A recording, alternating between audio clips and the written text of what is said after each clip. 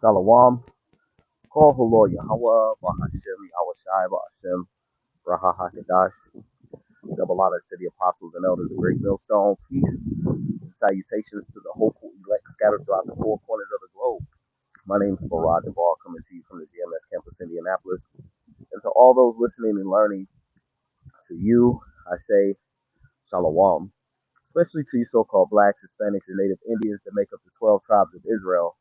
Today, just various topics, spiritual thoughts, very short uh, topic for today. Um, we're just going to get right into it. Hopefully, it is edifying, uh, uplifting, exhorting, alarming, or bring some type of comfort to the true believers of Yahweh Bashem Yahweh Shai.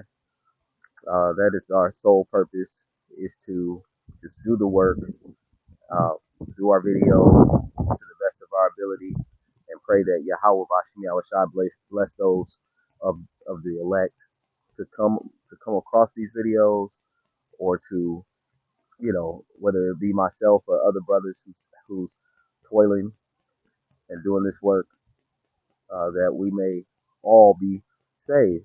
So let's go start with this, as we again is a various topics. It says and them that hear.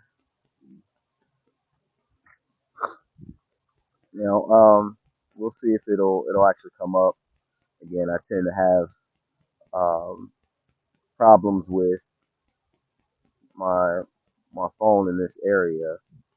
Um, okay, so I'll just quote it, or paraphrase it. As you can see, I'm trying to pull it up, but the scriptures talk about, those who, do the work, you know may save themselves and them that hear thee. You know, so we're actually looking to, do this work because we believe in what the scriptures say. Also, Yahweh Shai, he says, they that believeth on me, as the scriptures have said, out of their belly shall flow rivers of living water. And we understand the water, it is likened unto the word. All right. And so, uh, like the dew from heaven that comes from on high, it's likened unto the wind, when it blows. Okay.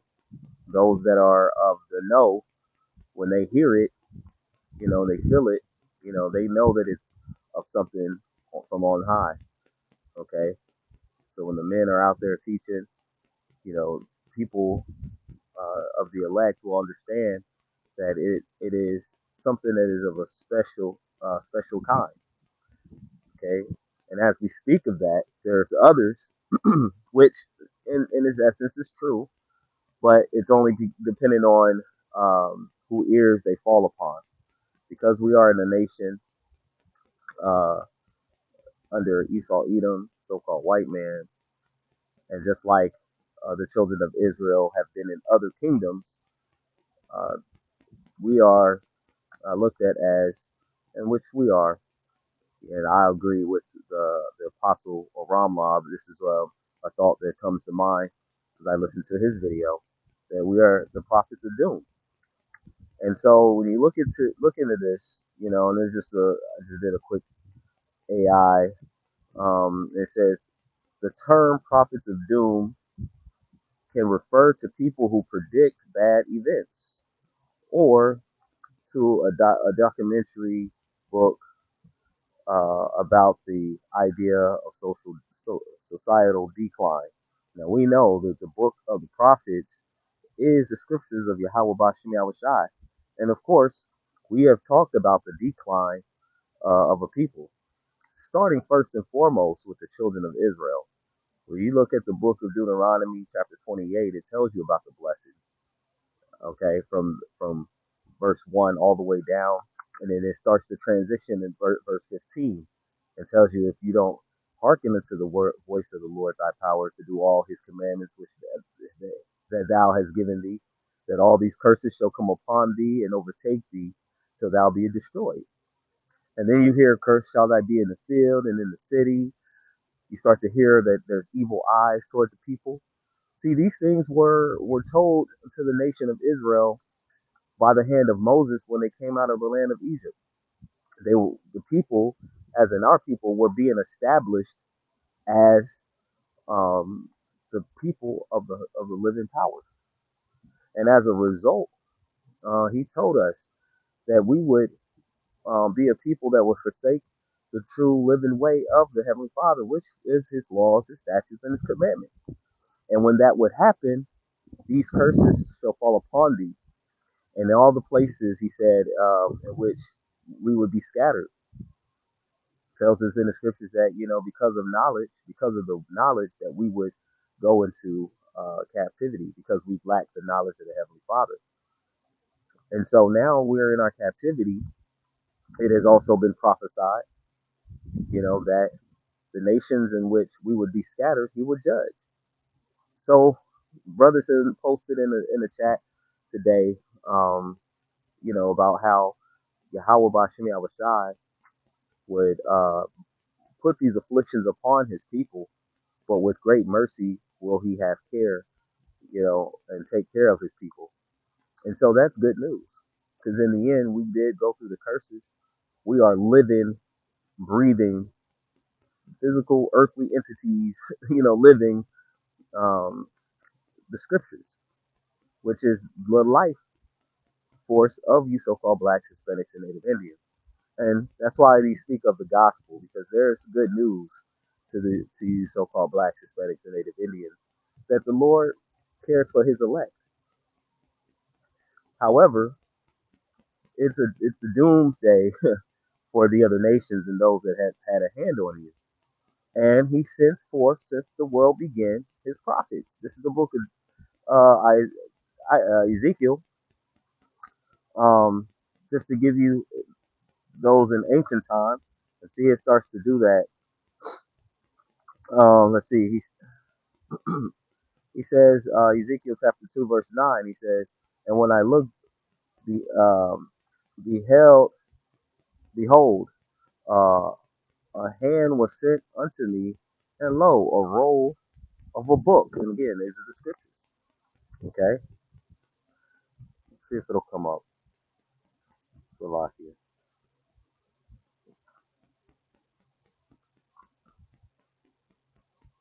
Okay, and so I'm gonna roughly paraphrase the other part. He says, and he spread it before me, and it was written within and without, lamentations, mourning, and woe. So of course, like the Apostle Rama said, whenever the prophets were sent forth, when there wasn't, it was not good news. Typically, most times than not. When Samuel, I believe if I can remember correctly, he went into how when Samuel went into to anoint David, the elders of the city came to Samuel and said, "Hey, thou comest thou peaceably?" And he said, "Peaceably." So now we're in a time where our people have lost the complete way of Yahweh Bashim Yahushai and how he actually conducts himself. And when the prophets come out, they're being completely disrespected. They're being ridiculed. They're being scoffed. You know, like what they would say. Growing up, they clown them, right? And so as a result, there's a lack of respect unto his prophets. And Yahweh Shai said, he said, if you've done this unto me, I mean unto them, one of these little ones, you have done it unto me. And he's speaking of, and of course that it goes back to all aspects of life. He says, you give them a cup of cold water, you receive a prophet's reward. But then, and if you laugh, you scorn, you don't help the prophets when you know that you had the ability to do so. You've done it. It's like you've done it unto him. Because what did he say in the book of Luke? I believe it's 16:10 or 10:16. I sometimes get those two mixed up. But in the book of Luke, he says, they that heareth you heareth me, and they that heareth me heareth him who sent me. So there's an order when the prophets are sent out. This is like no difference from when this is no difference from when uh, if you have um, if you have children, or of course we all have been a child, or have aunties, uncles, someone of a ranking order. Let's even say your supervisor if you're old enough. You come across this, and you have supervisors. We at some point have had someone over the authority over us in life to this very present day. Like you have again this rulership, Esau, Edom, headed, as far as the Americas by Trump. And then, of course, Elon Musk, which that's another topic I want to touch on. But you have people who have given you, let's say, let's just use parents, and you have siblings, and you could be the youngest sibling, and the parent, your father, tells you, "Hey, go tell all of your siblings to get here now." The, when the youngest sibling walks and goes out, and I use the youngest because again, it just shows you the youngest, you know, which would be the least respected of the group. You know, when he comes and he speaks, he says, "Dad says, get here now," and all the children rise up and they run to the father because they fear the word that came to them by the young one. Okay, that's a small way of likening it unto the Lord sending out His prophets, and He's telling the world first and foremost the children of Israel to get right before Yahweh the Father sent forth the Son back, or there's going to be hell to pay. In other words, there's going to be consequences for not doing so. So of course that would be doom because like the apostle would say had said they killed the prophets, they hurt the prophets. I did a video some very much far months back, maybe even years, couple or so ago, but I remember it comes to mind. It was like don't shoot the messenger, okay? But again, here's Jeremiah chapter 28 verse 8. It says the prophets that have been before me and before thee of old prophesy both against many countries, of war and of evil and of pestilence. So yeah, there's a theme with the prophets, and but to be in a prophet's stead is a wonderful thing because it says the apostle also brought out Amos chapter 3, where he says, "Shall there be evil in the city and the Lord have not done it?" Right when the trumpets are being blown, okay, when the prophets are out to speak, crying out loud, sparing not. It says, "Surely the Lord would do nothing, but He revealeth His secrets to the servants, the prophets." So He's revealing the things, the things that are to come. And as of right now, when it comes down to a wicked nation, like the apostle also brought up, he Jonah going to Nineveh, and it didn't happen right when Jonah prophesied, but many years later, after Jonah came and went, the Nineveh fell. And I believe the brothers we talked about it too, and I believe it was Tobias or Tobit in the book of Tobit, who actually lived in the time when he saw the fall. I believe it was probably like in Tobit 14, around 1414. Of course, I would try to pull it up, but as you can see, my phone, is acting how it acts. But on this Trump thing, and this Elon, new thing that's going on, is that the federal workers are now receiving another set of emails, saying if you need to respond, they send it out on like Sunday, Saturday, Sunday, and then tell you have 48 hours to respond. Pretty much you had until Monday to today at evening to actually respond, and all that don't do so will uh, will actually receive termination. Now, the letters that go out didn't actually say that. But see, what that is that That is another rising of fear. You had this man has come into some form of power, and when they even speak about him, in some cases, I was riding into work, and they spoke on him, and they was like, um, they said, billionaire Elon Musk. You know, they want to always put. It's like they put forth his money before who he is. You know, because he's more than just being a billionaire. Okay, what about your character? But they billionaire Elon Musk because the scriptures tell you when the rich man speaks, people hold their tongue. But when the poor man speak, when the children of Israel going back to the prophets, is telling you of these things that were to come, how job losses was coming. The prophet spoke on that. He talked about it in Ecclesiastes, where it talks about the grinding shall be made low. But when the poor man speak, they find a way to ensnare him. You know, roughly paraphrasing, because I can't again, Salakia. I can't. I can the scriptures I even have up when I go to click on them, they go blank.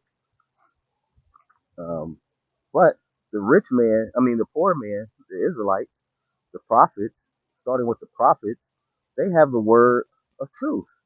They have the word of life that will lead you to a path of righteousness. This is the book of John, chapter 6, verse 63. It says, "It is the spirit that quickeneth, the flesh profiteth nothing." And Elon, Trump, these other nations, all these other nations outside of the children of Israel, even two-thirds of our people, you know, they are of the flesh. The moment something happens in the world, they're looking at fleshly means to for salvation, trying to stack up money. Brother said, "Yeah, I had heard of God said I'm gonna stack up as much money this year, but he said like 2025 is pretty much over with all the stuff going on. But he said I'm gonna stack up as much money as I can, 2025, so I can I guess be balling or being what so he can have be better off in 2026. But again, the scriptures talk about how you know uh your life could be required of thee, and you don't know whether you'll live the next very day or a few seconds. And the way the world is moving, things could change drastically. All right. It says, "The words that I speak unto you, they are spirit and they are life." So when the men of the Lord are out there preaching and teaching, this is why they go, "Thus saith the Lord." And you don't have them coming out of their own words, their own thoughts, their own mouth. They may give a explanation like I did earlier, like saying, "Hey," like a child running to tell his siblings. It's like a similitude, a child running to tell his siblings. Mom said, come take the trash out," and the child comes back, and the mom says, "Did you tell him?" "Yeah." And then if the other siblings don't take care of it, the job, and then they get in trouble. However, the parents may see fit, right? That's how the Lord works. But if they listen to the word, they do it. They do the job as commanded, like the men are doing the work as commanded, and they're commanded by the leaders, starting with our head apostles of Great Millstone. When they do that work, then there's a reward.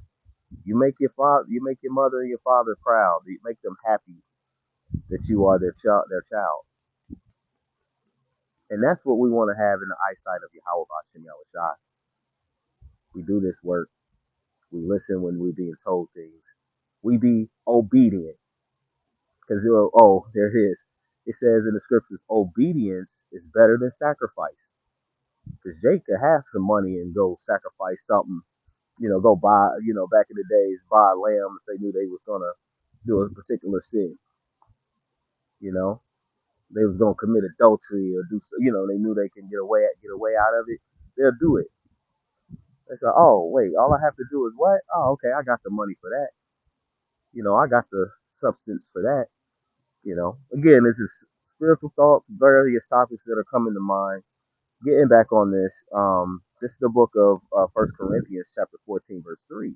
It says, "For the Most High is not the author of confusion, but of peace, as in all churches of the saints," churches of the Israelites. There's order when you come into this thing, okay? And he's not the author of confusion.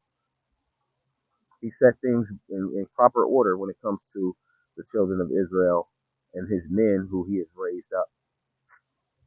However, I wanted to bring this out because when those letters, those emails came out, it said in some instances, whether it be in media and other articles, that it brought forth mass confusion.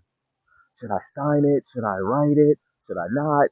Some people probably had did it once they seen it, just and just before that, it was the fork in the road. Before that, it was like, or after that, it was like all these IRS workers being let go, USSID being let go, Department of Education. So everybody's kind of like just scrambling. And we know that's not the way of the Lord. If these people were of Yahweh Bashim Shah, they would be a more diplomatic. Brother posted in there, Trump calling out the governor of Maine, I believe it was, and they had this back and forth. And she's like, "Well, I'll sue you," and he's like, "Well, sue me. Ain't gonna do you no good." In other words, and matter of fact, you probably won't be governor anymore.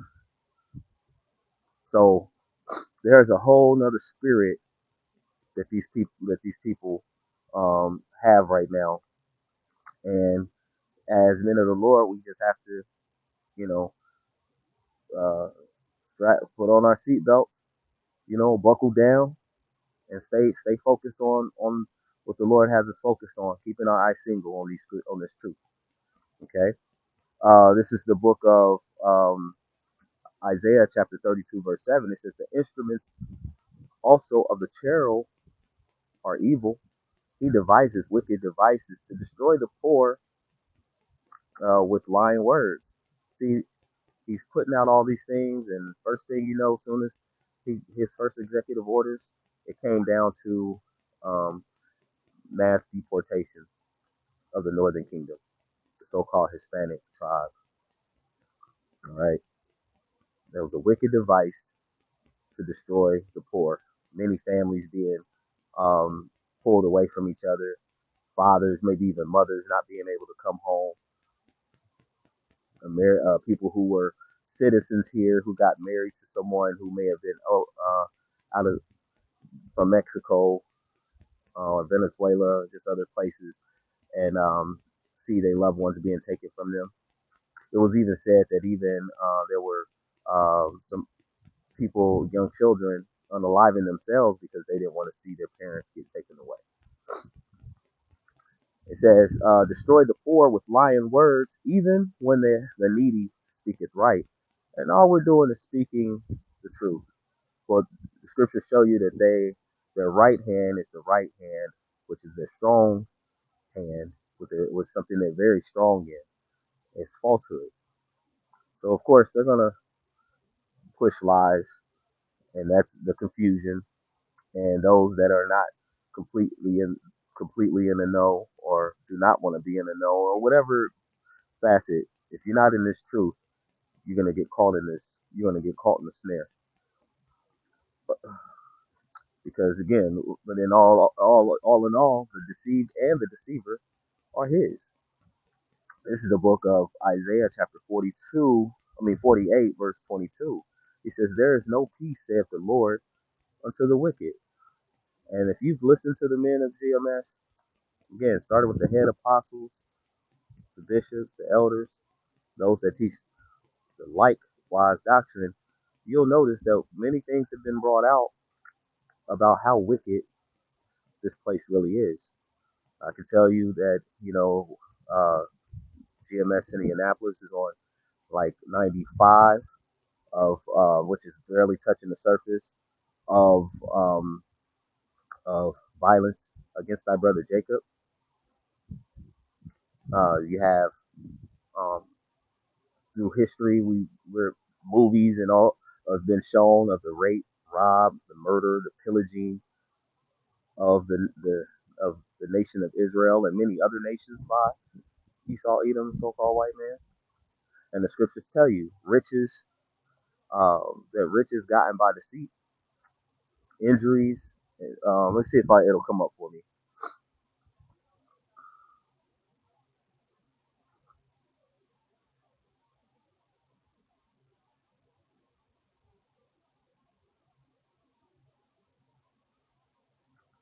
This is the book of Sirach, chapter 10, verse 8. He says, let me see if I get 7.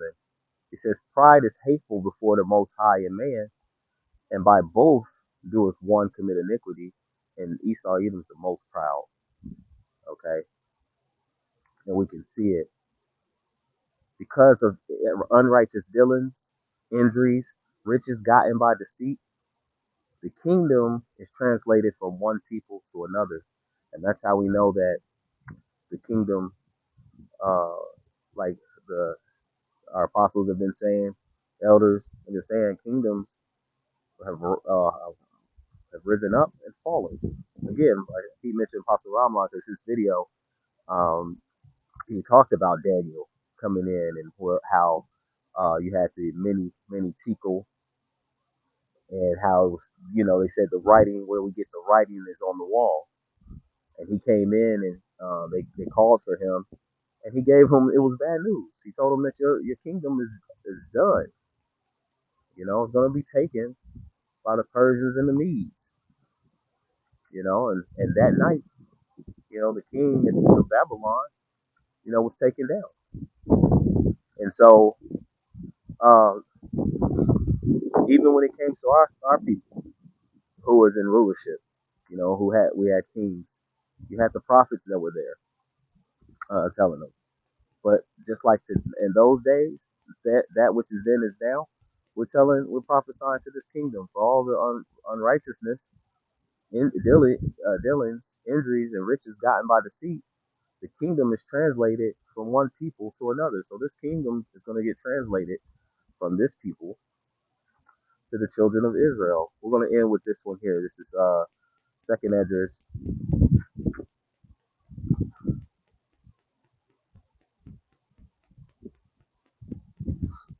6. See if we get 7 through 9.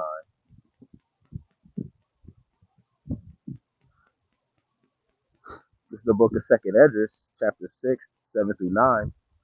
It says, then answered I and said, what shall be the part and asunder of the times? We're in those times. We're in that transition. We're getting closer and closer day by day to Yahweh's return. It says, and when shall be the end of the first, which is this kingdom, right? Well, the first shall be last. He said, the last shall be first, and the first shall be last, right? What shall be the end of the first, which is this kingdom currently, this wickedness that's been ruling for for many years, and the beginning of it that followeth. And he said unto me, from Abraham unto Isaac, when Jacob and Esau were born of him, Jacob's hand held first the heel of Esau. So you can go back into that story in the book of Genesis. It says, for Esau, and this is what it represented, for Esau is the end of the world. And you have the geese coming in on that. For Esau is the end of the world, and Jacob is the beginning of it that followeth. So the kingdom being translated from one people to another, it's going to be translated from Esau Edom. When Yahweh returns, he's going to return to a land that's ruled by Esau Edom, so-called white man, and he's going to usher in the elect, starting with the 144,000, and then we'll be rulers. Hopefully, be those men. I'll be in that number to be ruling with Yahweh Shai forever, even forever, as it mentions in Daniel chapter 2, where it says the saints shall take the kingdom and they shall rule forever, even forever. So I hope that this lesson was edifying, uplifting, and exhorting, some sort to the elect body of true believers of Yahweh Bashim Yahushai. This has been various topics, spiritual thoughts. Before I end, I'd like to give all praise, honor, and glory to Yahweh, Bahashim, Yahushai, Bahashim, Rahahakadash. Double honors to the apostles and elders of Great Millstone. Peace and salutations to the hopeful elect scattered throughout the four corners of the globe. Until next time, all those listening and learning to you, I say